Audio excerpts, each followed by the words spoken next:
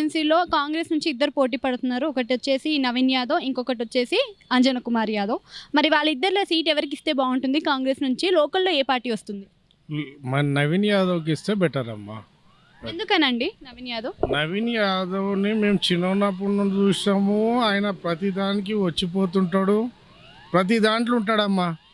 ఆయన ఇప్పటి నుండి కాదు, కొన్ని ఇయర్స్ నుండి మంచి కానీ చెడు కానీ అన్నిట్లో ఆయనే ముందు ఉంటాడు. అంజన కుమార్‌కి ఎక్కువ ఎక్స్‌పీరియన్స్ ఉంది. ఎన్నో ఏళ్ల నుంచి ఉంటున్నారు. ఎంపీగా కూడా పోటీ చేసొచ్చారు. ఎక్స్పీరియన్స్ ఉండడం కాదమ్మా, పబ్లిక్లో ఎవరు ఉంటారు వాళ్ళు కావాలి కదా. పబ్లిక్లో అవసరం ఉన్నప్పుడు ఎవరు ముందు ఉంటే వాళ్ళే కావాలి కదా. దేనికైనా కూడా అవసరానికి ముందు ఉంటాడు నవీన్ యాదవ్. ముస్లిమ్స్కి కానీ, హిందూస్కి కానీ, క్రిస్టియన్స్కి కానీ, ఎవరికైనా కానీ క్యాష్ ప్రకారం చూడడు, ముందు ఉరుకుతాడు.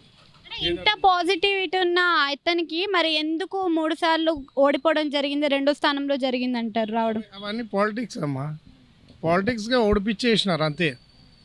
అంటే ఇప్పుడు పాలిటిక్స్ ఇన్ ద సెన్స్ ప్రజలు వేసే ఓట్ల మీదనే ఆధారపడి ఉంటుంది కదా. ఇప్పుడైతే అందరికైతే ఉందమ్మా, నవీన్ యాదవ్కి ఇస్తే ఒకసారి గెలిపించుకుందామంటారు. మరి మాగంటి గోపీనాథ్ 3 సార్లు వచ్చారు కదండి మరి. అవునమ్మా, వచ్చినాడమ్మా. ఇక ఆయన అది అదృష్టం బాగుండి వచ్చినాడు అంతేగాని వేరేదేం లేదు. అంటే ఇప్పుడు మాగంటి గోపీనాథ్ వైఫ్కి ఇస్తారేమో సీటు అన్నట్టుగా మాటలు వినిపిస్తున్నాయి. మరి ఇస్తే ఏ విధంగా ఉంటుంది?